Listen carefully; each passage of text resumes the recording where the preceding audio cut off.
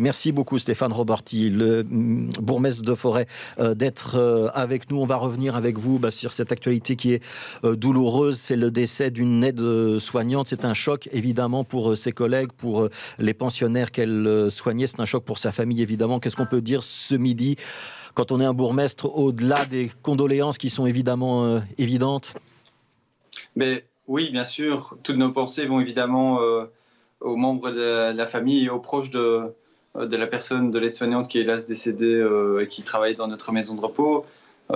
Toutes nos pensées vont également à tout ce personnel qui travaille dans la maison de repos. Et on parle beaucoup des aides-soignantes, des infirmières, mais je veux aussi qu'on parle des gens qui font l'entretien, le nettoyage, qui travaillent dans le restaurant, qui sont aussi en première ligne dans les maisons de repos et dont on ne parle pas suffisamment. Et puis une pensée aussi à tous les membres, toutes les personnes qui ont de la famille dans nos maisons de repos et pour qui la situation est aussi très difficile, de ne pas pouvoir avoir de contact avec les parents.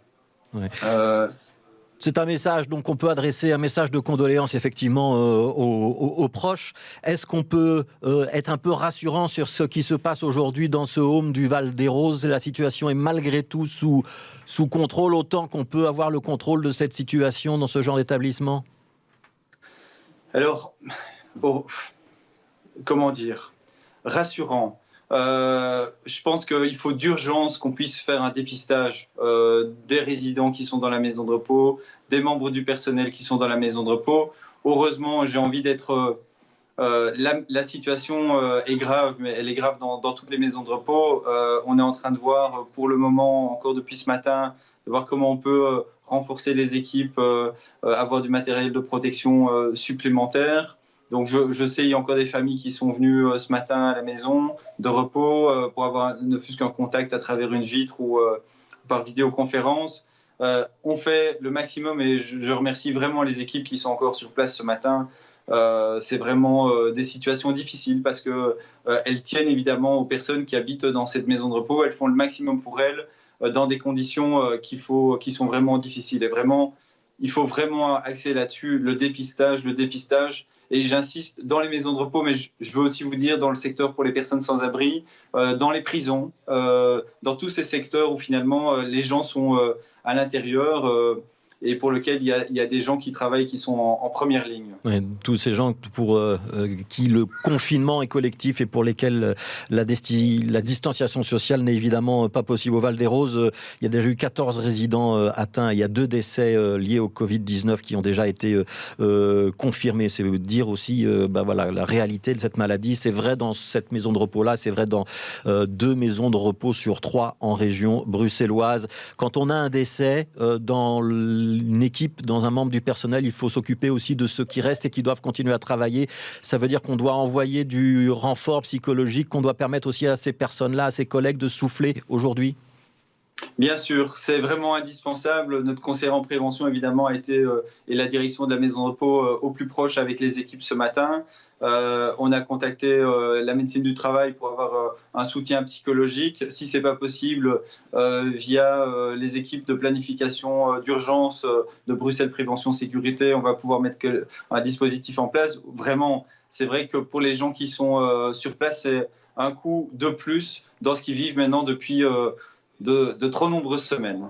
Ouais, ça fait presque un mois ça fait un mois qu'on est en confinement maintenant. On parle beaucoup du renfort justement dans les maisons de repos. On a vu qu'en Wallonie, on l'appelait tous les professionnels de la santé à venir en renfort. On sait qu'à Bruxelles, il y a une plateforme Iriscare. Iriscare, c'est le service de la santé bruxellois qui a déjà fait un petit peu le recensement des infirmières et des médecins qui pourraient être disponibles. On a fait appel à des renforts de type médicaux dans cette maison de repos-là ou dans d'autres maisons de repos de la commune. C'est déjà activé ou pas encore, Stéphane Oui, Roberty? c'est déjà activé, évidemment.